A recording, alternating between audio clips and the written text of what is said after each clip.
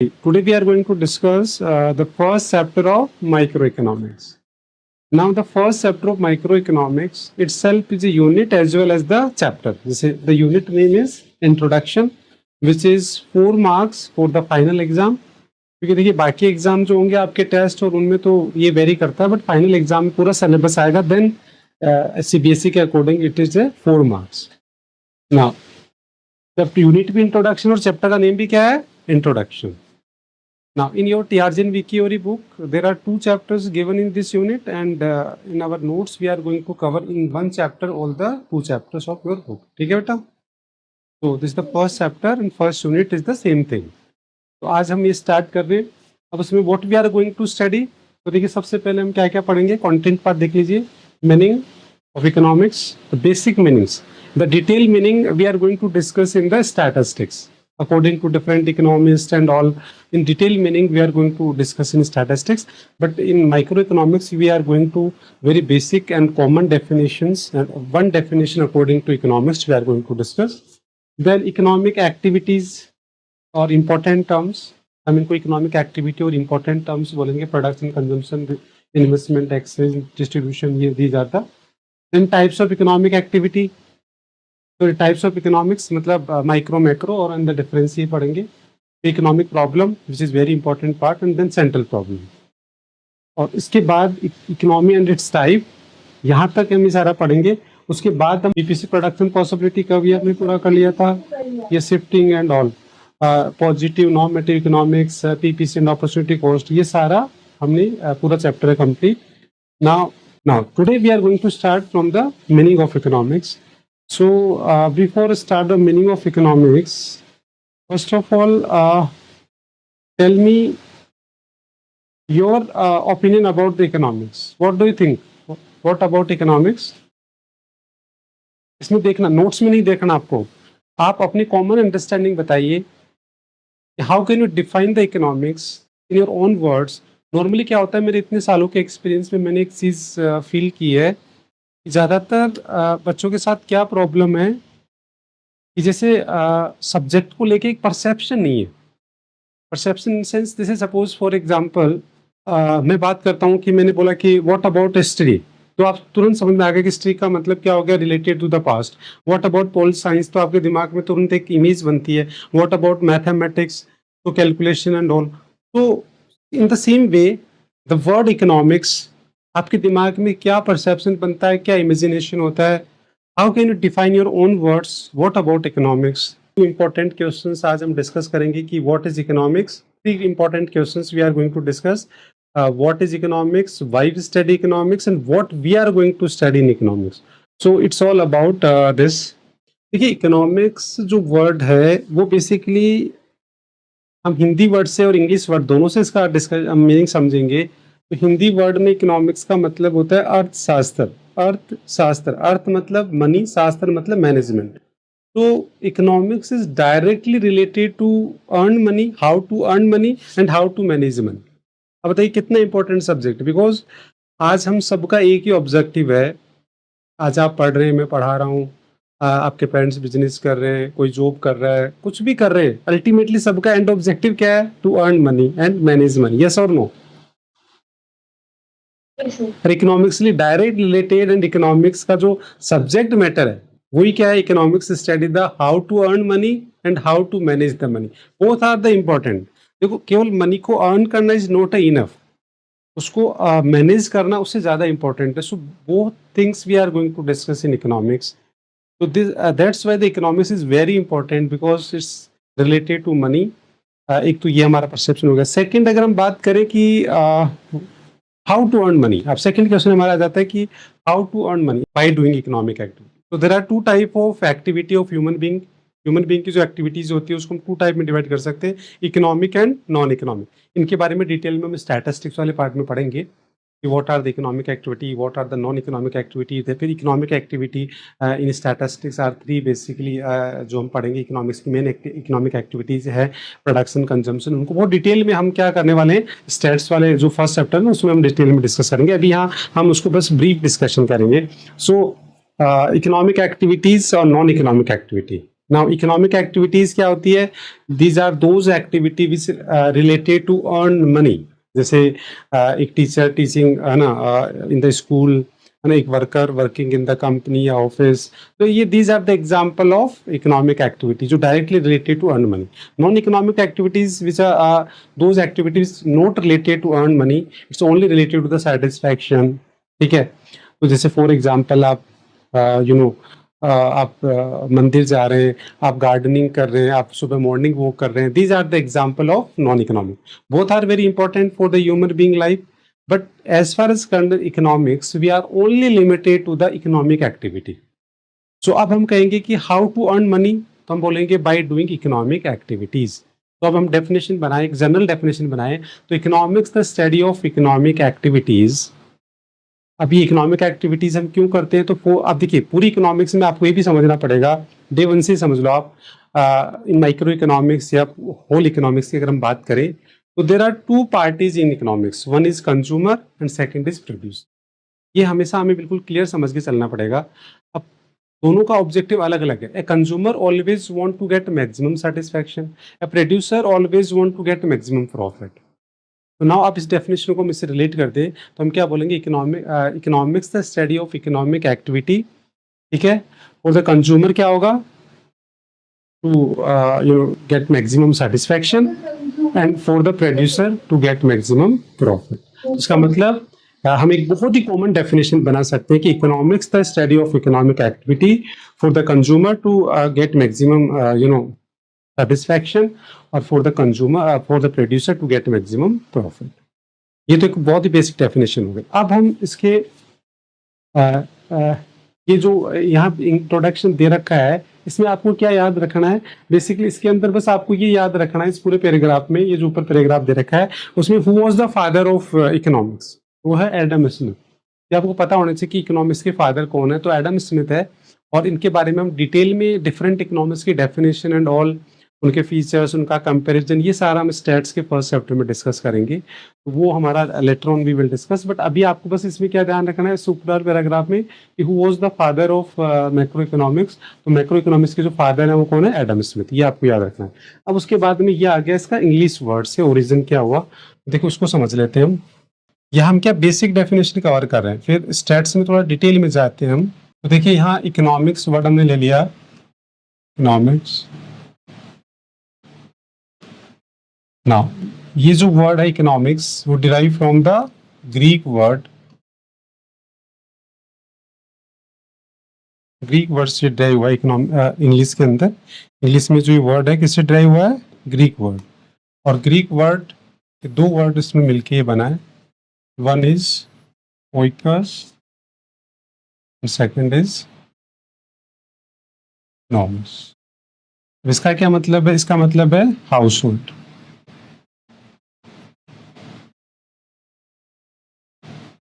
और इसका क्या मतलब है? To manage.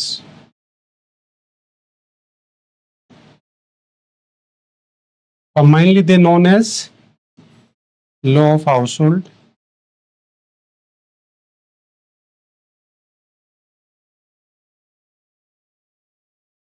अब इसको समझना है, बेसिकली ये इंपॉर्टेंट चीज़ है इकोनॉमिक्स को समझने के लिए। जो इकोनॉमिक्स वर्ड है वो बेसिकली जो डिराइव हुआ है वो ग्रीक वर्ड ओइकस एंड नोमस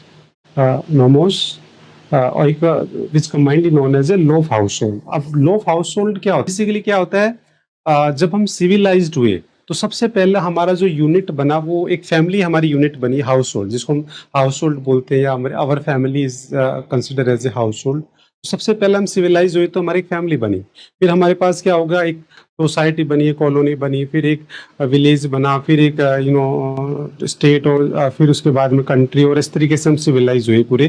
तो सबसे पहला हमारा जो हाउस होल्ड था, जो फैमिली थी, वही सबसे बड़ी प्रॉब्लम आई। तो लॉ ऑफ हाउस होल्ड मतलब हमारे जो हाउस होल्ड है उसमें एक देखो, अब इसको समझने के लिए हमें ये भी समझना पड़ेगा कि this is the standard knowledge, wants are unlimited, resources are limited and they have alternate use. ये तीन वर्ड बहुत इंपॉर्टेंट है पूरी इकोनॉमिक्स में, कि wants are unlimited, resources are limited and they have alternate use. अब इनको हम रियल लाइफ एग्जांपल से समझ ले, एक बार समझ लेंगे तो पूरी इकोनॉमिक्स की सारी डेफिनेशन आपको समझ में आ जाएगी। पहले हम इनको समझ लेते हैं। तो देखिए इन दोनों को समझने के लिए मैं 2 एग्ज़ाम्पल्स दूँगा रियल लाइफ़ के, एक कंज्यूमर का और एक प्रोड्यूसर का, तो क्या आपको बिल्कुल क्लियर हो जाएगा। दोनों के पॉइंट ऑफ व्यू से क्लियर होना ज़रूरी है। तो कंज्यूमर के पॉइंट ऑफ व्यू से अगर हम बात करें तो आप हाउस होल्ड का भी एग्ज़ाम्पल ले सकते हैं या फिर उससे भी ईज़ी एग्ज़ाम्पल लें तो हम लें पॉकेट मनी। सपोज़ आपकी पॉकेट मनी का एग्ज़ाम्पल है, तो पॉकेट मनी के अंदर जो पॉकेट मनी आपकी वो क्या है, रिसोर्सेज़ व्हिच इज़ लिमिटेड, ठीक है। Now your wants are unlimited. It means you want to go for the movie, shopping, party, and number of things you want to do. Yes or no? होता है ऐसा? तो हमारी pocket money limited है but हम करना हमारे पास wants है वो बहुत सारी अनलिमिटेड वांट्स हैं। हम बहुत सारी वांट्स फुलफिल करना चाहते हैं। तो वांट्स आर अनलिमिटेड।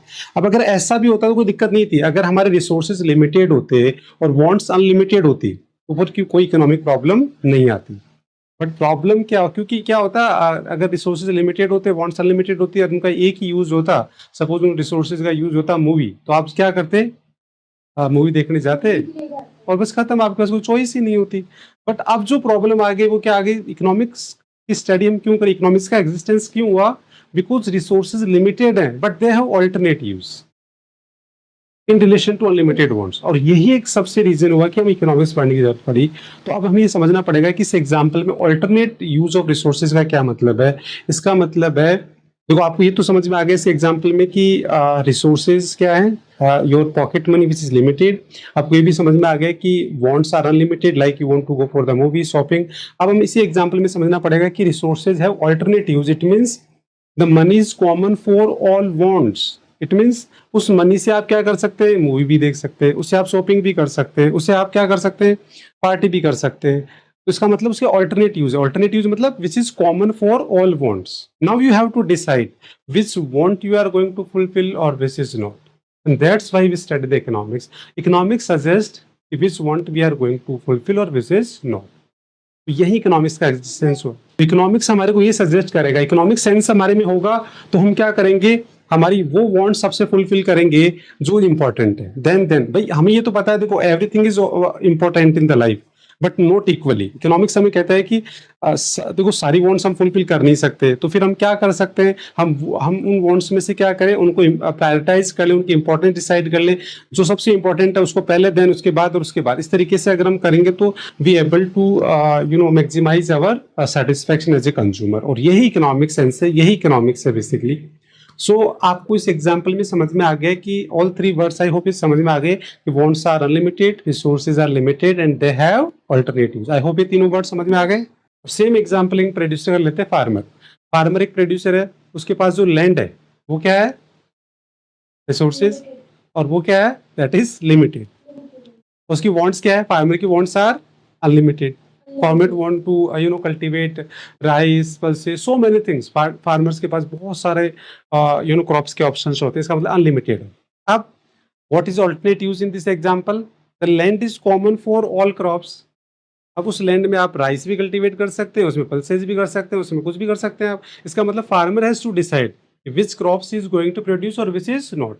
वो कैसे डिसाइड करेगा फार्मर, किस क्रॉप्स का प्रोडक्शन करना है, किसका, सारी तो कर नहीं सकता बिकॉज आपके रिसोर्सेज लिमिटेड है। और एग्जैक्टली जिसकी मार्केट में डिमांड होगी, जिसकी प्राइस होगी, जिससे उसका प्रॉफिट ज्यादा हो। बिल्कुल परफेक्ट आंसर। क्या मतलब, वो क्या करेगा, वो वांट्स सबसे वो क्रॉप सबसे पहले कल्टीवेट करेगा, देन क्या आपको लगता है कि सारी वांट्स वो इक्वली अमाउंट में प्रोड्यूस करके क्या वो अपना प्रॉफिट मैक्सिमम कर सकता है, नेवर, कभी नहीं कर सकता। सेम वैसे ही कंज्यूमर जैसे अपनी सारी वांट्स को इक्वली प्रायोरिटाइज करके क्या वो अपना सेटिस्फेक्शन मैक्सिमम कर सकता है, नो। तो इसलिए हमारे को देखना पड़ेगा उनकी इंटेंसिटी, उनकी प्रायोरिटी देखनी पड़ेगी, which one is important in that wants.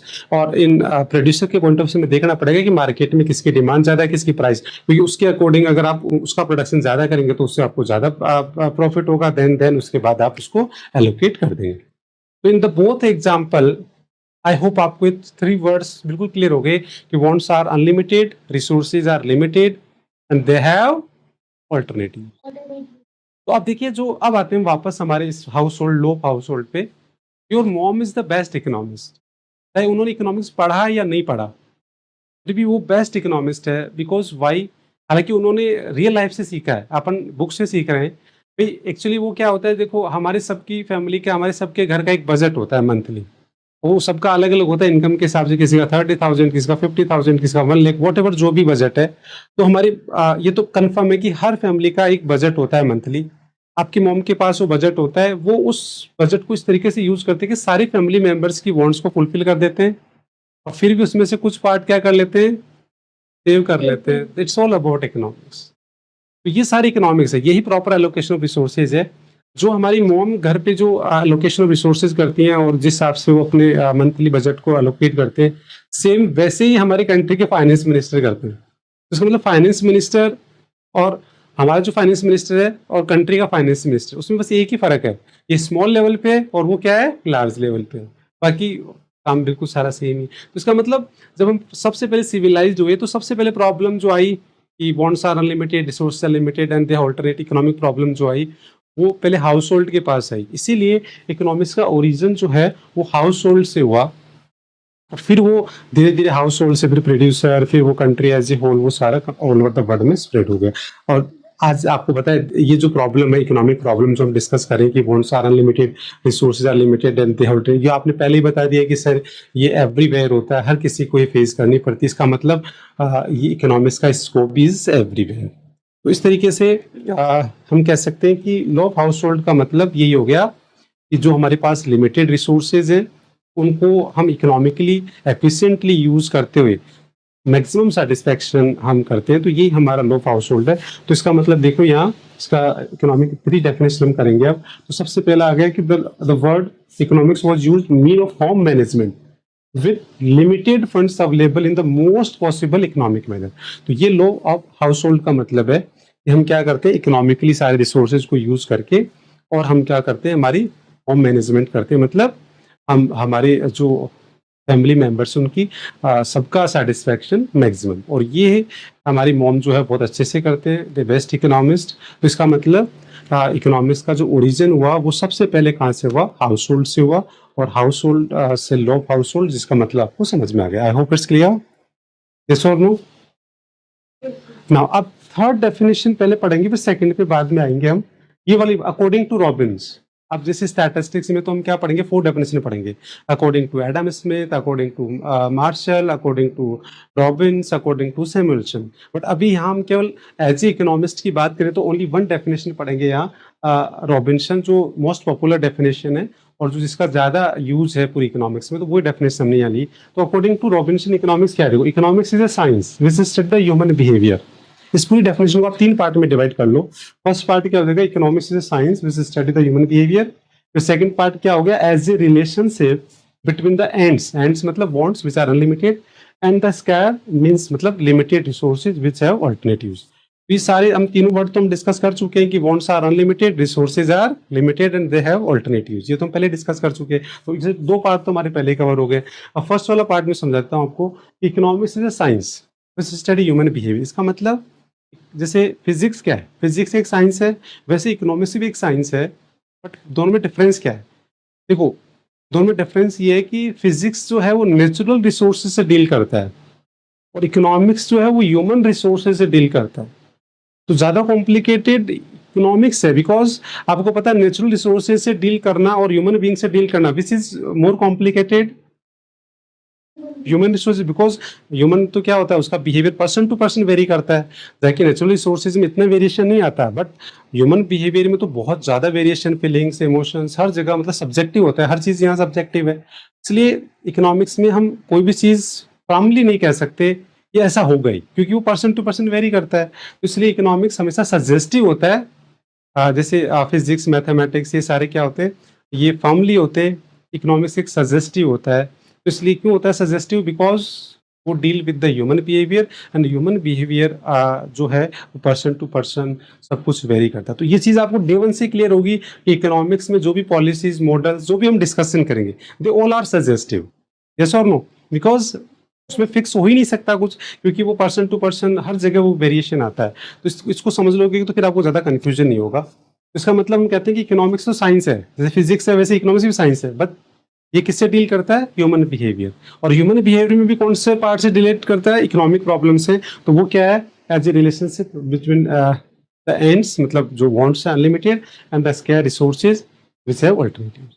I hope ये डेफिनेशन आपको रटने की जरूरत नहीं पड़ेगी, आपको समझ में आ गई होगी। इस पूरी डेफिनेशन को हमने 3 पार्ट में कर लिया। फर्स्ट पार्ट हम क्या बोलेंगे, economics is a science which study the human behaviour, इसको मैंने समझा दिया। सेकंड पार्ट हमने कहा कि as a relationship between ends या wants which are unlimited and scarce resources मतलब which is limited resources they have alternate uses. ये मैं आपको पहले एग्जांपल में समझा चुका हूँ कि what are the what do you mean by the resources are limited, they have alternate use or unlimited wants. I hope ये definition clear है बच्चे। अब इससे भी स्मार्ट डेफिनेशन देखो, बहुत छोटी सी स्मार्ट डेफिनेशन जो है वो है economics is about making choice in the presence of scarcity. मतलब ये अपने आप में बहुत ही शॉर्ट एंड स्वीट डेफिनेशन है जो सब कुछ कवर कर रही है। क्या मतलब हम बिल्कुल शॉर्ट में अगर बोलना चाहें तो हम क्या बोलेंगे, economics is about making choice in the presence of scarcity. देखो दोनों एग्जांपल ले लो आप, चाहे फार्मर का ले लो चाहे प्रोड्यूसर का, उनमें आपको ये बिल्कुल 100% सही डेफिनेशन जाएगी। देखो एज ए कंज्यूमर, कंज्यूमर के पास क्या आ गई, चॉइस आ गई। कंज्यूमर के पास चॉइस है कि भाई वो मूवी देखेगा या पार्टी करेगा या क्या करेगा, तो अब उसको क्या करना पड़ेगा, उसको चॉइस मेकिंग करनी पड़ेगी। तो इकोनॉमिक्स क्या है, ये तो है, economics is about making choice in the presence of. और स्कार्सिटी मतलब, स्कार्सिटी क्यों आती है, because wants are unlimited, resources are limited and they have alternative. इस वजह से हमारी स्कार्सिटी आती है, स्कार्सिटी की वजह से आपको चॉइस आती है, चॉइस की वजह से आपको क्या लेना था, decision. That's is all about economics. तो दोनों एग्जांपल में हम ये चीज देखा है कि हमारे पास लाइफ में हमेशा चॉइस आती है और चॉइस की वजह से फिर हमारे को बेस्ट डिसीजन लेना होता है, और वो हमारे को कौन सजेस्ट करेगा, economics. That's why we study the economics. Yes और no, all 3 definitions now clear बच्चे, 1 2 एंड 3। रटना नहीं पड़ेगा, समझ में क्या आ गया। देखो समझ के लर्न करनी एक अलग बात है, बट बिना समझे उसको रटना it's a not a good idea. But अगर समझ के हम उसको याद करते हैं तो it's a good idea, but रट्टाफिकेशन नहीं होना चाहिए। तो आई होप ये समझ में आ गया आपको, एक वर्ड इनमें समझ में आ गया, और इकोनॉमिक्स का सब्जेक्ट मैटर भी समझ में आ गया कि what about economics and why we study the economics. Yes और नो। बाकी तो अभी आगे और डिटेल में हम इसके जैसे आगे सारे टॉपिक पढ़ेंगे, इनमें और क्लियरिटी आ जाएगी। जैसे इकोनॉमिक एक्टिविटीज पढ़ेंगे, इकोनॉमिक प्रॉब्लम पढ़ेंगे, सेंट्रल प्रॉब्लम पढ़ेंगे, माइक्रो मैक्रो, यहाँ तक ये सारा टॉपिक पढ़ेंगे ना, सबके अंदर बस इकोनॉमिक्स का सब्जेक्ट मैटर ही आ रहा है, इकोनॉमिक्स का क्या आ रहा है, उसका डिटेलिंग हम कर रहे हैं बेसिकली। तो ये सारे टॉपिक कहीं ना कहीं इकोनॉमिक्स को हमारे को और क्लियरिटी करेंगे, तो इसलिए हम पढ़ रहे हैं सारे। तो अब नेक्स्ट टॉपिक देखिए, अब हम पढ़ेंगे इकोनॉमिक एक्टिविटीज और इम्पोर्टेंट टर्म्स। तो ये इकोनॉमिक एक्टिविटीज तो देखो बेसिकली हमारे सिलेबस के according only 3 are very important, production, consumption and distribution, जिनको डिटेल में तो हम कहाँ पढ़ेंगे, स्टैटिस्टिक्स वाले चैप्टर में। बट अभी यहाँ बस उनका डेफिनेशन पढ़ेंगे, मतलब अभी हम उनके important terms as a vocabulary पढ़ेंगे। But in statistics, because in statistics production, consumption and distribution ये 3 इकोनॉमिक एक्टिविटी होती है, तीनों पे शॉर्ट नोट्स आता है, तो वहाँ हम डिटेल में इसको डिस्कस करेंगे। यहाँ भी हम डेफिनेशन इनकी पढ़ेंगे, और हम इसको नहीं पढ़ेंगे कि these are the vocabulary of economics, they are important terminology और इंपॉर्टेंट टर्म्स हैं। तो सबसे पहले आता है प्रोडक्शन, कंजम्पशन, इन सबको हम 1 बाय 1 डिस्कस करेंगे, ताकि वर्ड क्या होते हैं बार बार यूज होते हैं इकोनॉमिक्स में। तो एक बार इनको आप समझ लोगे तो आपकी इकोनॉमिक्स की जो अंडरस्टैंडिंग है ना, वो हमेशा के लिए इंप्रूव हो जाएगी। तो सबसे पहले हम बात करते हैं प्रोडक्शन। तो देखिए यहाँ आपको प्रोडक्शन को वैसे तो देखो आगे पूरा एक चैप्टर आएगा बच्चे प्रोडक्शन, माइक्रो के अंदर एक पूरा चैप्टर, उसमें तो हम डिटेल में पढ़ेंगे। अभी तो हम इस वर्ड को समझते हैं प्रोडक्शन। तो प्रोडक्शन को समझने के लिए हम बात करेंगे कि क्या होता है, इनपुट्स होते हैं। अब जो इकोनॉमिक्स है उसमें इनपुट क्या क्या होते हैं वो पहले समझ लेते हैं। इकोनॉमिक्स में जो इनपुट्स होते हैं वो फिक्स होते हैं। वो क्या क्या होते हैं, लैंड, लेबर, कैपिटल, कैपिटल को मैं कैसे डिनोट कर रहा हूँ, और एंटरप्रेन्योर। आप कैपिटल को सी से भी डिनोट कर सकते हैं, वैसे इकोनॉमिक्स में कैपिटल को कैसे डिनोट करते हैं। तो these are the factors of production, इनको हम फैक्टर्स ऑफ प्रोडक्शन भी बोलते हैं। तो इकोनॉमिक्स में फैक्टर्स ऑफ प्रोडक्शन क्या होते हैं, लैंड, लेबर, कैपिटल। तो फैक्टर्स ऑफ प्रोडक्शन मतलब all those factor which help in the production, ये फैक्टर्स ऑफ प्रोडक्शन भी बोलते हैं हम इनको, और इनको हम इनपुट भी बोल सकते हैं। तो इकोनॉमिक्स में ये फिक्स होते हैं, लैंड, लेबर, कैपिटल और entrepreneur. These are the factors of production, they are called the input. I hope ये clear है। Factors of production in economics मतलब all those factors which help in the production process, और यही हमारे लिए क्या हो गए, इनपुट, और वो फिक्स होते हैं इकोनॉमिक्स में। आपको थ्रू आउट इकोनॉमिक्स हमेशा यही यूज होंगे। इसमें सब कुछ आ गया, तो ये सारे एज ए इनपुट सब कुछ आ गया। लैंड, लेबर, कैटेगरी, मतलब मेजर कैटेगरीज कर दी हमने इनकी, तो लैंड, लेबर, कैपिटल और एंटरप्रेन्योर। ठीक है, जैसे मान लो एक एग्जाम्पल से समझे, तो suppose you want to start your own business. आपको अपना बिजनेस स्टार्ट करना है। बिजनेस स्टार्ट करने के लिए सबसे पहले आपको क्या चाहिए? लैंड, ठीक है। फिर आपको क्या चाहिए? लेबर। फिर आपको कैपिटल चाहिए। फिर आपको एंटरप्रेन्योर मतलब ओनर ऑफ द बिजनेस, मतलब पार्टनर, बिजनेस में पार्टनर चाहिए। तो सब कुछ कवर कर लेता है। मतलब जब भी कोई बिजनेस स्टार्ट करते हैं तो ये सारे पॉइंट अपने आप में सब कुछ कवर हो जाता है। यस और नो? तो these are the factors of production और इनपुट। इन पे क्या होगा? एक प्रोसेसिंग होगी। इनमें एक प्रोसेसिंग होगी, मतलब they are converted into input into output. Output का यहाँ क्या मतलब है हमारे लिए? आउटपुट का मतलब यहाँ हमारे पास है गुड्स एंड सर्विस। और कंट्री एज ए होल कितने प्रोड्यूसर है? अगर हम कंट्री एज ए होल बात करें तो there are 3 producer, primary sector, secondary और टर्स। तो इसका मतलब what is production? Production is a conversion of input into output. ये तो बहुत सिंपल डेफिनेशन है। बाकी प्रोडक्शन के बारे में हम डिटेल में पूरा एक चैप्टर है आगे, वहां पढ़ेंगे। तो अभी अगर आपको प्रोडक्शन डिफाइन करना है तो आप क्या डिफाइन करेंगे? It refer to the process of conversion of input into output. Very simple definition. Yes और नो? ठीक है, ये एक फ्लो चार्ट बना लेना आप लोग। तो ये हो गया प्रोडक्शन। अब नेक्स्ट आता है कंजम्पशन। कंजम्पशन का क्या मतलब है? अगर हम इसी फ्लो चार्ट में समझे तो इसके अंदर अगर हम समझे तो कंजम्पशन का मतलब क्या है कि using the final goods and services. Consumption is a process of using the final goods and services for the satisfaction of wants. Yes और नो? ये कंजम्पशन का एक प्रोसेस है, using of final goods and services to satisfy human needs and wants या their needs and wants. Yes और no? अब आता है प्रोडक्शन हो गया, कंजम्पशन हो गया। नाउ थर्ड दो टर्म हमारे पास और हैं। एक हमारे पास आता है इन्वेस्टमेंट। इन्वेस्टमेंट वर्ड क्या होता है? चलो इन्वेस्टमेंट और एक्सचेंज हम बाद में कर लेते हैं, वो दो अलग चीज है। आप डिस्ट्रीब्यूशन कर लेते हैं पहले, यहाँ ये आपस में कनेक्टेड है। प्रोडक्शन, कंजम्पशन और डिस्ट्रीब्यूशन। अभी तो हम इनकी डेफिनेशन पढ़ रहे हैं। जब स्टेट्स वाला चैप्टर पढ़ाऊंगा ना मैं फर्स्ट, तब मैं इनको बहुत डिटेल में एज ए शॉर्ट नोट्स पूरा पढ़ाऊंगा, डिटेल में पढ़ाऊंगा इनको, क्योंकि वहाँ इनका शॉर्ट नोट्स आता है। यहाँ तो बस डेफिनेशन ही आती है माइक्रो के अंदर, तो मैं डेफिनेशन नहीं पढ़ रहे। तो अभी हम these are the 3 economic activities basically, production, consumption और डिस्ट्रीब्यूशन। और वो बाकी इंपॉर्टेंट टर्म्स में आ जाते हैं, इन्वेस्टमेंट और एक्सचेंज। तो फिर एक बार हम डिस्ट्रीब्यूशन को समझ लेते हैं कि डिस्ट्रीब्यूशन क्या होता है। तो सॉरी, एक मिनट। डिस्ट्रीब्यूशन को समझने के लिए हमारे को क्या करना पड़ेगा? एक फ्लो चार्ट बनाना पड़ेगा। तो देखिए ना, मैं एक फ्लो चार्ट बना रहा हूँ कि यहाँ एक प्रोड्यूसर है, हमने यहाँ प्रोड्यूसर ले लिया। यहाँ हम क्या ले रहे हैं? House hold. सपोज हमारी इकोनॉमी को हमने 2 पार्ट में डिवाइड कर दिया, पूरी इकोनॉमी को हमने 2 पार्ट में डिवाइड कर दिया, producer and house hold.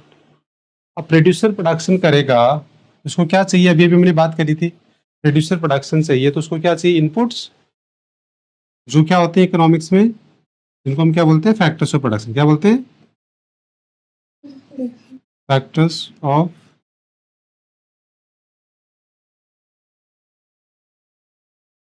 Production. और वो क्या क्या होता है? लैंड, लेबर, कैपिटल और entrepreneur. These are the factors of production. अभी हमने डिस्कस किया कि फैक्टर्स ऑफ प्रोडक्शन होते हैं, दीज आर द स्टैंडर्डाइज। तो ये इसके लिए इनपुट हो गया। तो फार्म जब भी प्रोड्यूसर प्रोडक्शन करेगा तो उसको पहले क्या चाहिए? फैक्टर्स ऑफ प्रोडक्शन, उसको इनपुट चाहिए। वो इसको क्या करेगा? एक प्रोसेसिंग करेगा और इसमें इसको किस में कन्वर्ट कर देगा? Goods and services. और किसको सेल कर देगा? हाउस होल्ड को। समझ में आ रहा है प्रोसेस? अब इसके अगेंस्ट में क्या होगा? इसके अगेंस्ट में एक साइकिल चलेगा। क्या साइकिल चलेगा? देखो, अब प्रोड्यूसर जब फैक्टर्स ऑफ प्रोडक्शन लेगा तो उसको इसके बदले में क्या देना पड़ेगा? Factor payment. क्या देना पड़ेगा? Factor payment. वे फैक्टर पेमेंट क्या होता है? जैसे सपोज मैंने आपको कहा था कि suppose you want to start your own business, आप बिजनेस स्टार्ट करेंगे तो आप सबसे पहले मान लो लेबर लेंगे। तो लेबर लेंगे तो उसको क्या दोगे बेटा? लेबर, अगर आप अपना बिजनेस स्टार्ट करोगे तो लेबर लेंगे तो उसको वेजेस देनी पड़ेगी। आप क्या देनी पड़ेगी? वेजेस। अगर आप लैंड लेंगे तो आपको क्या करना पड़ेगा? रेंट देना पड़ेगा। मतलब एज ए बिजनेस ओनर आप ले रहे हो तो रेंट देना पड़ेगा। और अगर मार्केट से आप कैपिटल लेते हो तो क्या करना पड़ेगा? आपको इंटरेस्ट देना पड़ेगा। और अगर आप एंटरप्रेन्योर मतलब पार्टनर ऑफ बिजनेस, मतलब बहुत बड़ा बिजनेस होता है तो आप सारा अकेला नहीं संभाल सकते, तो आपको पार्टनर चाहिए। तो उसके लिए फिर आपको उनको प्रॉफिट देना पड़ेगा। क्या देना पड़ेगा? प्रॉफिट। तो इसको बोलते हैं इक्विटी देनी पड़ेगी ना। हाँ, मतलब इक्विटी का मतलब वही होता है। इक्विटी अगर आपने किसको दे दी तो वो क्या है? आपको उसको प्रॉफिट ही तो जाएगा। इक्विटी का मतलब अल्टीमेटली उसको रिवॉर्ड क्या है? इक्विटी का रिवॉर्ड प्रॉफिट ही तो है, यस और नो? तो देखिए वेज, रेंट और इंटरेस्ट और प्रॉफिट, है ना? तो दीज आर द, इसको बोलते हैं फैक्टर पेमेंट। ये क्या होते हैं? Factors of production. और फैक्टर्स ऑफ प्रोडक्शन को क्या मिलता है? Factor payment. जैसे फॉर एग्जांपल मैं एक टीचर हूँ, तो मैं किसका पार्ट हूँ? House hold. सारे फैक्टर्स ऑफ प्रोडक्शन किससे होते हैं? हाउस होल्ड से रिलेटेड होते हैं। अब मैं स्कूल में पढ़ाने जा रहा हूँ, स्कूल एक प्रोड्यूसर है, मैं स्कूल में पढ़ाने जाऊंगा तो मैं वहाँ क्या कर रहा हूँ? लेबर कर रहा हूँ, मतलब लेबर हो गया, एज ए वर्कर हो गया वहाँ। तो अब वहां से मेरे को क्या मिलेगा? मैं फ्री में तो काम करूंगा नहीं, मेरे को क्या मिलेगा? सैलरी वेजेस मिलेगी, यस हो? बस इसका मतलब इस तरीके से समझ लो आप। तो ये क्या होता है? Factors of production. और ये क्या होता है? फैक्टर पेमेंट होता है। तो हर बिजनेस में ये बेसिक चीज है जो हर बिजनेस के अंदर ये होगा ही होगा डेफिनेटली। तो इसका मतलब कोई भी बिजनेस आप करोगे तो आपको पहले फैक्टर्स ऑफ प्रोडक्शन लेंगे, उसके बदले में आपको क्या देना पड़ेगा? फैक्टर पेमेंट देना पड़ेगा। अब इधर देखो, ये जो प्रोड्यूसर है वो भी आपको फ्री में थोड़ी देगा, के बदले में आपको क्या देना पड़ेगा? Payment for goods and services. ये फ्री में थोड़ी मिलेगी आपको। आप जो भी प्रोड्यूसर से गुड्स एंड सर्विसेज खरीदेंगे उसके बदले में भी आपको क्या देना पड़ेगा? पेमेंट देना पड़ेगा। तो हमारी इकोनॉमी देखो ऐसे काम करती है। जैसे हमने कहा कि पूरी इकोनॉमी में हमने दो पार्ट कर दिए, हाउस होल्ड और producer. How to work the economy, तो बेसिकली इस तरीके से प्रोड्यूसर प्रोडक्शन करता है, फिर ऐसे हाउस होल्ड उसको कंज्यूम करता है, प्रोड्यूसर उससे हाउस होल्ड से सर्विसेज लेता है, उसके बदले में पेमेंट देता है, फिर हाउस होल्ड। ये बेसिक एक स्ट्रक्चर हम इकोनॉमी का देख रहे हैं। तो आई होप ये समझ में आ रहा है। अब इसी के अंदर हम दोनों वर्ड समझ लेंगे, डिस्ट्रीब्यूशन भी समझ लेंगे और एक्सचेंज भी। आप बता सकते हो इसमें दोनों की डेफिनेशन इसी फ्लो चार्ट के अंदर है, डिस्ट्रीब्यूशन और एक्सचेंज। यहाँ अगर हम इकोनॉमिक्स में बात करें तो एक्सचेंज का मतलब है simple buying and selling of goods and services. जैसे यहाँ प्रोड्यूसर ने क्या किया? ये final goods and services house hold को बेची, तो इसने बेचा, इसने क्या किया? उसको बाई किया। तो इसका मतलब व्हाट इज एक्सचेंज? एक्सचेंज मतलब simply related to the buying and selling of goods and services, yes और नो? ये एक्सचेंज हो गया। Distribution is the wider concept. देखो एक्सचेंज जो है वो डिस्ट्रीब्यूशन का पार्ट होता है, but distribution is cover wider concept. Wider मतलब वो सब कुछ कवर कर रहा है। डिस्ट्रीब्यूशन में पूरा डिस्ट्रीब्यूट दो, आप दो तरह के डिस्ट्रीब्यूशन हो गए यहाँ पूरी इकोनॉमी में। एक तो गुड्स एंड सर्विसेज का जो इनर सर्कल है, वो किसका? सर गुड्स एंड सर्विसेज का डिस्ट्रीब्यूशन हो रहा है। कैसे हो रहा है? कि पहले ये फैक्टर सर्विसेज लेता है, फिर वो उसको इनपुट को कन्वर्ट करके यहाँ, तो ये एक पूरा का पूरा क्या हो गया? गुड्स एंड सर्विसेज का डिस्ट्रीब्यूशन हो गया, है ना? और दूसरा वाला जो है वो इनकम का डिस्ट्रीब्यूशन चलता है, कि जैसे आपने फैक्टर सर्विसेज दिया उसके बदले में आपको फैक्टर पेमेंट आएगा, फिर आप उसको देंगे। तो इसका मतलब हमारी इकोनॉमी में there are two type of distribution. One is जो हम गुड्स एंड सर्विसेज का डिस्ट्रीब्यूशन होता है, और एक होता है इनकम का। What is distribution? डिस्ट्रीब्यूशन को हम बोल सकते हैं कि it refer to the flow of goods and services and the factor income between the producer and household in the form of wage, rate, interest, profit. तो जो अपने यहाँ देखा पूरा कंप्लीट, वही हमने उसको डेफिनेशन बना दिया कि distribution is the wider concept which include the flow of goods and services. मतलब इनर सर्कल भी हमने बोल दिया कि it include the flow of goods and services, और क्या करता है? Factor income in the form of wage, rate, interest and producer. तो इसका मतलब डिस्ट्रीब्यूशन को देखो आप, डेफिनेशन। तो सबसे पहले प्रोडक्शन की डेफिनेशन है, फिर कंजम्पशन की, ये हमने डिस्कस कर ली थी, ये आप पढ़ लेना, प्रोडक्शन, कंजम्पशन। फिर आप डिस्ट्रीब्यूशन देखो, it is the study to know how the national income is distributed through the visit. तो आप इसमें चाहो तो रीराइट भी कर सकते हो, simple definition, it refer to the flow of goods and services. आप चाहो तो उसको इसके और करके लिख लो, सेकेंड डेफिनेशन। ये थोड़ी सी टेक्निकल डेफिनेशन है, जो हमने फ्लो चार्ट के अकॉर्डिंग अगर हमको डेफिनेशन बनानी है तो हम क्या बनाएंगे? It refers to the flow of goods and services और इनकम, और the income between the producer and household. Very simple definition. क्योंकि देखो हमने यहाँ ये तो समझा कि डिस्ट्रीब्यूशन क्या है। डिस्ट्रीब्यूशन मतलब दो तरह का फ्लो है, एक इनर सर्कल जो गुड्स एंड सर्विसेज का, और एक जो आउटर सर्कल वो है क्या? इनकम का, यस और नो? इसका मतलब ही वही है, देखो it is the study how the national income is distributed. मतलब वही वेज, रेट, इंटरेस्ट, प्रॉफिट, मतलब फैक्टर इनकम। केवल इनकम का डिस्ट्रीब्यूशन की बात कर रहा है। हमने दोनों डिस्ट्रीब्यूशन ले लिए, हालांकि दोनों आइडेंटिकल होता है, जितना प्रोडक्शन होगा उतनी इनकम होगी, और जितनी इनकम होगी उतना प्रोडक्शन, मतलब वो दोनों सेम चीज होती है। बट हमने वो पूरा कवर कर लिया। इन्होंने केवल एक ही पार्ट किया कि distribution of income in the form of wage, rate, interest, profit. इन्होंने बहुत लिमिटेड डेफिनेशन दे दिया, हमने उसको थोड़ा सा और कॉम्प्रिहेंसिव बना दिया। ठीक है बेटा? तो डिस्ट्रीब्यूशन का मतलब कंप्लीट जो एक फ्लो होता है गुड्स एंड सर्विसेज का और इनकम का, पूरी इकोनॉमी के अंदर, प्रोड्यूसर के अंदर और हाउस होल्ड के अंदर, उसको हम सारा क्या बोलते हैं? डिस्ट्रीब्यूशन बोलते हैं ब्रॉडली। ठीक है? बाकी तो आपने भी बता दिया था कि डिस्ट्रीब्यूशन मतलब नॉर्मली तो हम डिस्ट्रीब्यूशन का मतलब ये एक स्मॉल लेवल पे कि एक प्रोड्यूसर प्रोडक्शन करेगा और वो अपनी गुड्स को क्या करेगा, मार्केट में सेल करेगा। तो वो तो हो गया एक्सचेंज। और इसको थोड़ा सा और कॉम्प्रिहेंसिव बनाने के लिए हमने इसको ब्रॉड सेंस बताया। I hope it's clear. Exchange क्या होता है ये भी हम देख लें कि it refer to the sale and purchase of goods and services. अभी आता है वर्ड इन्वेस्टमेंट। इन्वेस्टमेंट का मतलब हम बात कर रहे थे कि investment is a kind of expenditure. देखो बिजनेस में इन्वेस्टमेंट क्या होता है, जैसे एक बिजनेस की बात करूँ, स्कूल है, स्कूल में इन्वेस्टमेंट का मतलब क्या है, उसका बिल्डिंग, प्लांट, मशीनरी, फर्नीचर, ये सब है। तो हम ये क्या बोल सकते हैं कि investment is a kind of expenditure on such assets. Assets जानते हो ना, एसेट्स, स्कूल की एसेट्स क्या है, उसकी बिल्डिंग है, उसकी प्लांट है सारी। तो मतलब इन्वेस्टमेंट क्या है, investment is a kind of expenditure on such assets which help to generate income in near future. जैसे फॉर एग्जाम्पल, एक दूसरा एग्जाम्पल हम ले सेकेंड, वो है कि आपके पेरेंट्स आपकी एजुकेशन पे जो खर्चा करें वो भी तो क्या है, इन्वेस्टमेंट है। बिकॉज उससे क्या होगा, आप आगे जाके क्या करेंगे, you are able to earn get good jobs and income, generate income. तो इसका मतलब कोई भी इन्वेस्टमेंट क्या है, एक एक्सपेंडिचर है, किस पे, एसेट्स पे, जो फ्यूचर में जाके क्या करेगा, इनकम जनरेट करेगा। तो देखो ये it is the expenditure on the purchase of such assets which help to us to generate income in near future. Yes or no? तो ये all the important terms, I hope it's clear, because this is the very important terms to understand the economics. We can say the vocabulary of economics. Yes or no? ये frequently use word होंगे economics में, बार बार ये investment, consumption, production, distribution, ये सब words, इसलिए हमने इनको पहले क्या कर लिया, डिफाइन कर लिया। ठीक है, अब आते हैं हम आज की क्लास का लास्ट टॉपिक जो सबसे इंपॉर्टेंट है, वो है ब्रांचेज ऑफ इकोनॉमिक्स। तो देयर आर टू ब्रांच और टाइप्स ऑफ इकोनॉमिक्स, माइक्रो और मैक्रो। आप देखिए इधर बोर्ड पे इकोनॉमिक्स हम यहाँ ले लिया, इकोनॉमिक्स वर्ड ले लेते हैं ना। इकोनॉमिक्स को हम broadly we can divide in two parts for the understanding. One is micro, second is macro. Macro economics आप 12th में पढ़ेंगे, माइक्रो क्या पढ़ रहे हैं, 11th में पढ़ रहे हैं। ठीक है ना। अब जो मैक्रो है, जो माइक्रो है, which is derive from the Greek word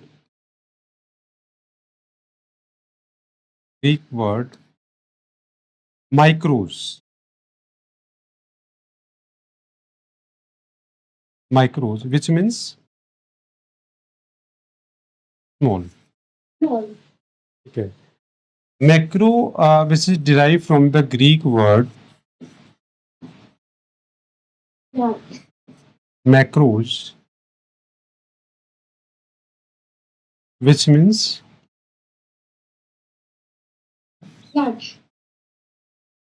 अब इसमें इंटरेस्टिंग पार्ट क्या है, इन दोनों की डेफिनेशन समझने के लिए हम एक तीनों की 3 डेफिनेशन हो गए हमारे पास, इकोनॉमिक्स, माइक्रो इकोनॉमिक्स और मैक्रो इकोनॉमिक्स। इन 3 डेफिनेशन को समझने के लिए हम एक वर्ड, कॉमन वर्ड यूज कर सकते हैं और उससे तीनों डेफिनेशन हम कर सकते हैं, और वो वर्ड है इकोनॉमिक एक्टिविटी। क्या है, इकोनॉमिक एक्टिविटी। तो हम क्या बोलेंगे, जैसे इकोनॉमिक्स क्या बोलेंगे, economics the study of economic activity to earn money, short में हम ये बोल सकते हैं। बाकी इसको और स्पेसिफिक बोले तो economics the study of economic activity for the consumer to get maximum satisfaction for the producer, हमने पढ़ा था नाउ। अब शॉर्ट में देखा कि economic the study of economic activity to earn money. अब उसी को हमें और बेटर अंडरस्टैंडिंग, उन इकोनॉमिक एक्टिविटीज को हमें और डिटेल में समझने के लिए, बेटर अंडरस्टैंडिंग के लिए हमने उन इकोनॉमिक एक्टिविटीज को 2 पार्ट में डिवाइड कर दिया, एक माइक्रो लेवल और एक मैक्रो लेवल, मतलब एक स्मॉल लेवल और एक लार्ज लेवल। तो अब माइक्रो की डेफिनेशन क्या हो जाएगी, micro economics the study of economic activity of an individual या at a small level, yes और नो।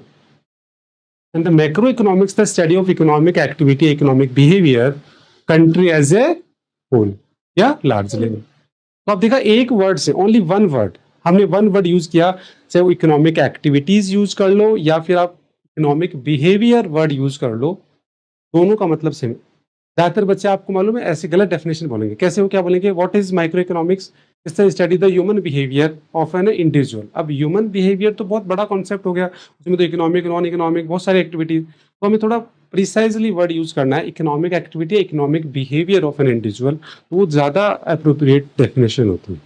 तो आई होप 3 डेफिनेशन के लिए आपने बस 1 वर्ड से हो गया क्या बच्चे, यस और नो? अब ये अब हम देखो इसकी डेफिनेशन बना लिया, इसका ग्रीक वर्ड हमने देख लिया माइक्रो मैक्रो, इसका हम एग्जाम्पल देखें तो माइक्रो मैक्रो का एग्जाम्पल अगर हम देखें तो माइक्रो का जो एग्जाम्पल्स है वो माइक्रो का जो सिलेबस है, जो चैप्टर के नेम्स हैं, है ना। देखो सिलेबस की जो एक पूरी क्लास है वो मेरी सेपरेट क्लास होती है कि सिलेबस हम पूरी एक क्लास में सेपरेट डिस्कस करेंगे। तो अभी तक उसका वीडियो तो मैंने डाल रखा है, तो आप लास्ट ईयर का वीडियो है पूरा सिलेबस का, तो वो आप चाहो तो वो देख सकते हो। इसके अलावा हम उसको बाद में एक बार और मैं आपकी क्लास ले लूँगा, एक सेपरेट सिलेबस डिस्कशन जिसमें कि हम ये डिस्कस करते हैं कि 11th की इकोनॉमिक्स में 3 पार्ट होता है, स्टैटिस्टिक्स, माइक्रो प्रोजेक्ट, फिर उनमें कितनी यूनिट्स होते हैं, कितने चैप्टर्स हैं, मार्क डिस्ट्रीब्यूशन, वो एक पूरी अलग सेपरेट क्लास होती है। तो इसका मतलब हम बात करते हैं कि चैप्टर्स माइक्रो के, अब अगर आपको नेम इसके में एग्जांपल देने तो या तो यूनिट के नेम बोल दो, शुरू में आपको चैप्टर के नेम पता नहीं होते तो आप यूनिट के नेम बोल दो, अदरवाइज आप धीरे धीरे आपको चैप्टर के नेम पता चले, डिमांड सप्लाई ये चैप्टर पढ़ेंगे हम, प्रोडक्शन, हमने पढ़ा इकोनॉमिक प्रॉब्लम्स, पीपीसी, ये मतलब सारे, और क्या ये दीज आर द एग्जांपल्स हो सकते हैं। तो इसका मतलब जो भी चैप्टर्स हैं और जो यूनिट्स है वो इसके एग्जाम्पल हो जाएंगे, ठीक है। मैक्रो के अंदर जाओ 12th में पढ़ोगे तो उसमें जैसे अगर कॉमन एग्जाम्पल ले हम, तो जैसे इसमें हम डिमांड ले रहे हैं तो इसमें क्या हो जाएगा, यहाँ मान लो मैंने एग्जाम्पल ले लिया क्या, डिमांड, डिमांड ले लिया, तो यहाँ क्या हो जाएगा, इधर क्या हो जाएगा, ये इसमें क्या हो जाएगा, एग्रीगेट डिमांड, क्या हो जाएगा ये, यहाँ माइक्रो के लिए तो ये डिमांड हो गया और इसके लिए क्या हो जाएगा, एग्रीगेट डिमांड। तो डिमांड और एग्रीगेट डिमांड में क्या फर्क है, एग्रीगेट वर्ड मतलब टोटल डिमांड, पूरी कंट्री की डिमांड, एग्रीगेट मतलब टोटल पूरी कंट्री की डिमांड, और डिमांड सिंपल मतलब एक इंडिविजुअल डिमांड। ऐसे ही अगर हम बात करें सप्लाई, तो इसमें सप्लाई वर्ड आ जाएगा और इसमें क्या आ जाएगा, एग्रीगेट सप्लाई, एग्रीगेट सप्लाई। तो ये बेसिक 2 एग्जांपल तो हम बहुत बेसिक है, बाकी मैं और बता रहा हूँ अभी आपको। तो डिमांड एंड सप्लाई का एग्जांपल हम दे सकते हैं। बाकी देखिए इसको और अच्छे से समझने के लिए हम क्या कर सकते हैं, यहाँ 3 words are which are very common words, वो हम डिस्कस कर लेते हैं। देखो 3 वर्ड्स हैं जो कॉमन वर्ड्स हैं, सबसे पहले आता है प्राइस, सेकंड आता है इनकम, और थर्ड आता है output. These are the 3 words. तो सबसे पहले ले लेते हैं प्राइस। प्राइस की अगर हम बात करें तो suppose when we are talking about the price of a commodity, a commodity मतलब एक बुक की प्राइस की बात करें, एक पर्टिकुलर वेजिटेबल की बात करें, फ्रूट्स की बात करें, मतलब किसी भी एक कमोडिटी की प्राइस की अगर हम बात करते हैं, it means you are talking about micro economics, yes और no. Suppose we are talking about the price of a book, जैसे आपकी टेक्स्ट बुक है, उसकी प्राइस की अगर हम बात करें कि उसकी प्राइस कैसे डिसाइड हुई, क्या हुआ, तो वो सारा किसका सब्जेक्ट मैटर है, माइक्रो का। और पूरी कंट्री की प्राइस की बात करें, जनरल प्राइस, अगर हम पूरी कंट्री की बात करें जनरल प्राइस, अभी जनरल प्राइस क्या होती है, जितनी भी कंट्री में कमोडिटीज है उन सब की प्राइस का टोटल करके उसका एवरेज निकाल लेते हैं, तो वो जनरल प्राइस होती है। तो पूरी कंट्री की जो जनरल प्राइस मतलब एवरेज प्राइस, वो क्या है, मैक्रो इकोनॉमिक्स, ठीक है। अब एक पर्सन की इनकम की अगर आप बात करते हो, जैसे मान लो मैं टीचर हूँ, मेरी सैलरी की हम बात करें, एक पर्सन की इनकम या एक फॉर्म की इनकम की बात करें, तो ये क्या है, it's all about micro economics. और अगर हम नेशनल इनकम की बात करें, पूरी कंट्री, नेशनल इनकम क्या होती है, नेशनल इनकम मतलब पूरी कंट्री की इनकम, हाँ पूरी कंट्री की इनकम मतलब वो सारी जितनी भी इनकम है उसका वो भी एवरेज होता है पूरा टोटल, तो वो सारा क्या होता है, नेशनल इनकम। तो इसका मतलब we are talking about macro economics. और आउटपुट, अगर मैं एक फर्म के आउटपुट की बात करूं, I am talking about micro economics. और अगर मैं पूरी कंट्री के नेशनल आउटपुट की बात करूं, it means I am talking about, पूरी कंट्री के आउटपुट की बात करूं, इट मींस मैक्रो इकोनॉमिक्स। तो these are the 3 words which are very common, price, income and output. हम कह सकते हैं कि माइक्रो डील्स विद, डील्स मतलब related, micro deals with individual price, individual income और इंडिविजुअल आउटपुट, ठीक है। ये एग्जांपल भी हो सकते हैं। Macro deals with, macro deals या related with general price, exactly. National output, national price, general price और नेशनल। तो देखिए यहाँ तक का जो हमने डिस्कशन किया उसके भी यहाँ पे हम 4 to 5 डिफरेंस कर सकते हैं इसमें। तो पहले तो आप इसका मीनिंग पढ़ लो। मीनिंग तो मैंने डिस्कस कर ही दिया आपको। सबसे पहले अगर हम मीनिंग की बात करें तो ये आ गया, यहाँ मीनिंग दे रखा है पूरा, ग्रीक वर्ड से दे रखा है, फिर डिफाइन कर रखा है और फिर उसके बाद में एग्जाम्पल, ये पूरा यहाँ कंप्लीट नोट्स के अंदर गिवन है। ये ग्रीक वर्ड, फिर ये प्रॉपर डेफिनेशन, फिर ये एग्जाम्पल्स, कंज्यूमर बिहेवियर, डिमांड, ये सारे आगे हमारे चैप्टर ही तो है, यूनिट और चैप्टर्स है ना, supply, price, these are the example of micro economics. बाकी जैसे जैसे आप चैप्टर कंप्लीट करेंगे, जब सारे चैप्टर कंप्लीट हो जाएंगे तो आप चैप्टर के नेम लिख दोगे तो वही क्या हो जाएंगे, आपके एग्जाम्पल्स हो जाएंगे ना। उसके बाद देखो मैक्रो इकोनॉमिक्स, ये भी इसका macro economics direct from the Greek word macros, और उसका डेफिनेशन, मैंने डेफिनेशन तो आपको बहुत इजी बना दिया ना, ओनली वन वर्ड से आप 3 डेफिनेशन कर सकते हैं, यस और नो। अभी इसके बाद इसके एग्जाम्पल जैसे नेशनल इनकम, एग्रीगेट डिमांड, ये सारा मैंने, ये भी क्या है, ये पूरे चैप्टर्स और नेम ही है बेसिकली, जो आप 12th में मैक्रो इकोनॉमिक्स पढ़ेंगे उस टाइम में। अब इनका डिफरेंस, तो जो हमने डिस्कस किया उसके यहाँ पे देखो हमने डिफरेंस, मीनिंग का डिफरेंस हमने कर लिया, हमने टर्म्स यूज ये भी हमने कर लिया, डील्स विथ ये भी हमने कर लिया, और एक एग्जाम्पल का भी हमने, तो 4 डिफरेंस तो हम ऑलरेडी कर चुके हैं, यस और नो। कौन कौन से? On the basis of meaning, on the basis of term use, ये derive from the Greek word, और ये डील्स मतलब रिलेटेड, हमने कर दिया कि ये deals with the individual income, individual price और इंडिविजुअल आउटपुट, ये deals with national income, national output, और ये हम कर चुके हैं ऑलरेडी, यस और नो। ये विजिबल तो है ना, डिफरेंस आपको अच्छे से विजिबल है? हाँ। उसके बाद में फिर अब टूल्स, अब देखो टूल्स वाला पार्ट देखते हैं। टूल्स वाला पार्ट इधर देखो, टूल्स और फोकस, 2 पॉइंट अब हम एक साथ करेंगे इसमें, तो इसको समझने के लिए ये इंपॉर्टेंट, एक बार बोर्ड पे देखना आप अच्छे से। जब हम माइक्रो इकोनॉमिक्स का एंड करेंगे, ठीक है, तो माइक्रो इकोनॉमिक्स जब हम पढ़ के इसका एंड करेंगे, तो माइक्रो का इकोनॉमिक्स का जो एंड है उस डायग्राम, मतलब हम कह सकते हैं कि पूरी माइक्रो इकोनॉमिक्स है वो हम किस लिए पढ़ रहे हैं, इस डायग्राम को समझने के लिए। ये डायग्राम क्या है, यहाँ क्वांटिटी हम डिमांड लेंगे, यहाँ क्या लेंगे, सप्लाई लेंगे, इधर हम क्या ले लेंगे, सप्लाई, और यहाँ ले लेंगे प्राइस। तो ये डिमांड कर्व बनता है ऐसे, ऐसे सप्लाई कर्व, ये सब कुछ अभी हम सीखेंगे। ये आपके लिए मैं पहले बोल रहा हूँ, ये एंड ऑफ, ये डायग्राम जो है माइक्रो का एंड है, तो अभी आपको ये समझ में नहीं आए कोई दिक्कत नहीं है, तो ये अभी हम पूरा पढ़ेंगे। तो जैसे माइक्रो को हम अगर डिवाइड करें बेटर अंडरस्टैंडिंग के लिए, तो फर्स्ट 4-5 चैप्टर जो माइक्रो के हैं वो डिमांड और कंज्यूमर, ये डिमांड मतलब कंज्यूमर से रिलेटेड, फर्स्ट 4-5 चैप्टर में पढ़ेंगे ना, इलास्टिसिटी ऑफ डिमांड तक, ये सारा क्या है, कंज्यूमर से रिलेटेड है। कंज्यूमर मतलब हम भी तो कंज्यूमर है, हम हमारी स्टडी करेंगे, हमारा बिहेवियर के बारे में पढ़ेंगे, वो कितना इजी हो सकता है, मतलब हम कंज्यूमर है और हम हमारे बारे में स्टडी करने वाले हैं। तो ये हमारे फर्स्ट 5 चैप्टर तो ये होंगे। फिर उसके बाद में नेक्स्ट 5 चैप्टर जो प्रोडक्शन, कॉस्ट, रेवेन्यू, वो प्रोड्यूसर का बिहेवियर पढ़ेंगे, और वो हम देखो प्रोड्यूसर से भी हम डेली लाइफ में डील करते हैं, तो उसके बिहेवियर को पढ़ेंगे कि वो कैसे प्रोडक्शन करता है, कैसे उसकी कॉस्ट आती है, कैसे रेवेन्यू, वो सारा, और लास्ट में दोनों को हम क्या करते हैं, कंबाइन। ये it's all about micro economics. इसलिए अभी आपको ये डिमांड, सप्लाई, ये सारा भी हम पूरा डिटेल में पढ़ेंगे, इनका कर्व कैसे बना, ये सब कुछ। बट ब्रॉडली हम कहें कि पूरी माइक्रो इकोनॉमिक्स हम इस डायग्राम को समझने के लिए पढ़ेंगे, बिकॉज 4-5 चैप्टर्स हम डिमांड और कंज्यूमर को समझेंगे, नेक्स्ट 4-5 चैप्टर में सप्लाई और इसको पढ़ेंगे, और फिर दोनों को कंबाइंड करेंगे।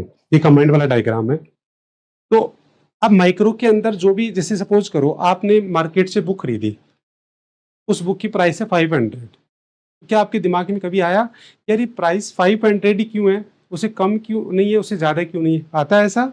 इसका एग्जैक्ट आंसर हमारे को micro, after study of micro economics you able to understand कि how the prices of individual commodities are determined, वो कैसे चेंज होती है, उसका क्या इम्पैक्ट होता है, उसको कैसे कंट्रोल करें, इसमें कौन, ये सब कुछ हमारा सब माइक्रो है। तो अब जैसे प्राइस डिसाइड होती है, तो ब्रॉडली अगर हम बात करें तो वो प्राइस कैसे डिसाइड होगी जो आप बोल रहे हो, जैसे मान लो 500 डिसाइड, तो कैसे डिसाइड हुई, वो डिसाइड हुई with mutual understanding between the buyers and sellers. मतलब उस प्राइस पे, जैसे मान लो 500 रुपीज उसकी प्राइस रखी, उस प्राइस पे प्रोड्यूसर उसको बेचने के लिए क्या है, रेडी है, और कंज्यूमर उसको बाई करने के लिए रेडी है, क्योंकि प्रोड्यूसर को लगता है कि इसमें मेरे को नुकसान नहीं है, कंज्यूमर को लगेगा कि मेरे को इसमें कोई नुकसान, तो वो दोनों एग्री होंगे तभी वो बाइंग डिसीजन होता है। मतलब जो भी मार्केट में किसी कमोडिटी की प्राइस होती है, वो दोनों की म्यूचुअल अंडरस्टैंडिंग होती है, बायर्स और सेलर्स की, मतलब वो दोनों म्यूचुअली एग्री हो जाते हैं, consumer is willing to buy and producer is willing to cell.